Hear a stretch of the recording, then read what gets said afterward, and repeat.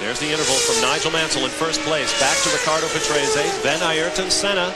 Followed closely, I believe that's still on Prost, right up there in the red Ferrari, followed by teammate Jean Alesi. Yes, it was Prost and Alesi, then Nelson Piquet, Roberto Moreno, the two Benettons nose to tail, Stefano Matta in the Tyrrell, Andre de Cesaris and Bertrand Gachot nose to tail for the Jordan team, then Ivan Capelli, Terry Boutsen, JJ Leto, Gianni Morbidelli, Satoru Nakajima, and Eric Bernard.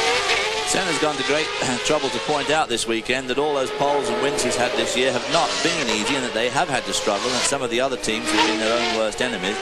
And he, as I say, he's gone to a lot of trouble to point out that it's not just all that easy for them. You can never tell with him though how carefully he's driving to make those tyres last. Tyres are just a little bit of a question mark at this race.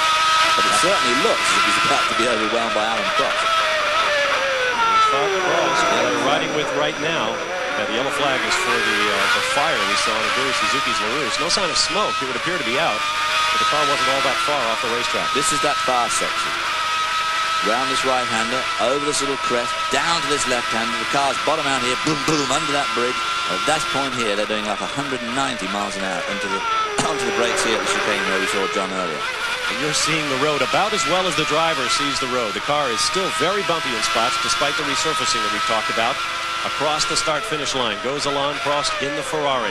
Difficult up here in Canada, of course, with the tremendously cold winter they have, to get road surface. He's very quick to that first complex. That's where he was right behind him last time around. From here on out, at the next little complex, he catches up a lot more.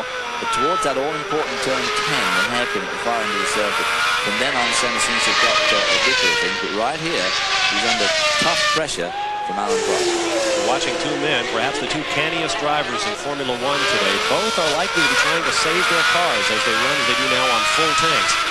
But right now, Senna seems to be almost holding up Alain Prost. Now he pulls away a little bit. Prost will close up under braking in the Ferrari, and Jean Alesi right there in the second red car. It looks a long way on the onboard camera, but as you can see outside, it's not very far. In fact, not so far in front of him, 1.4 seconds in front. Is Riccardo Patrese, unfortunately getting his first feel of that race car today. Very, very disappointing that he didn't run in the morning warm-up. We're working lap 6 of a scheduled 69 under green flag conditions. Prost once again closes up on Senna. Very fast part of the racetrack right here. No passing opportunities. Now you're on board with Senna.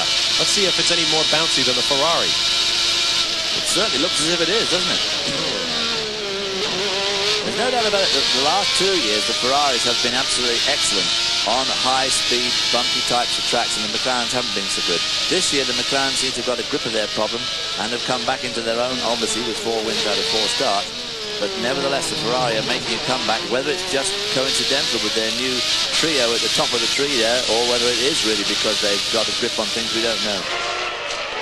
Time will tell, of course, as the season progresses.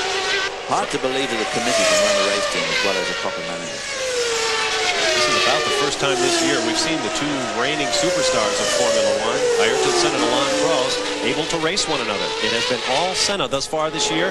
He usually just checks out and disappears. But right now, it looks like he's having to drive as hard as he can just to hold off the 4th place Ferrari of Alain Prost. This is for 3rd on the racetrack.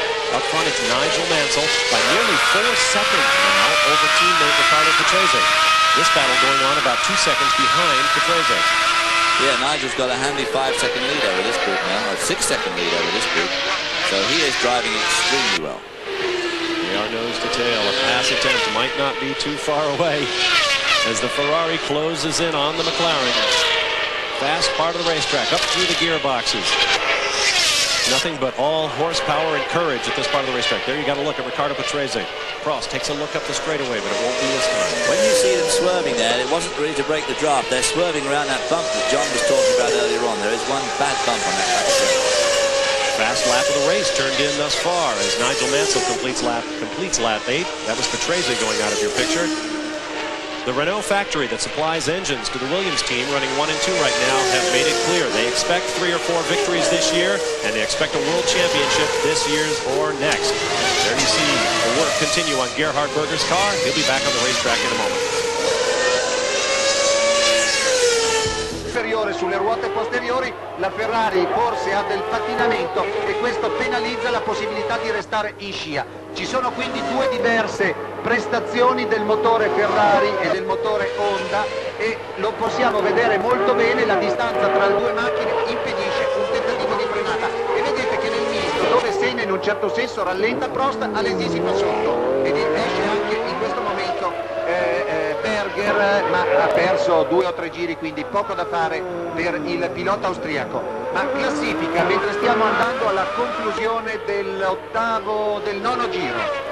Mans il primo con 4 secondi e 3 di vantaggio su Patrese, terzo Senna, quarto Prost, che formano un gruppetto a 2 secondi e 2 da Patrese, quinto Alesi, sesti e settimi sono Piquet e Moreno con le Benetton, ottavo De Cesaris, nono Modena, decimo Gasciot, undicesimo Capelli, dodicesimo Thierry Buzen, quattordicesimo è Gianni Morbidelli.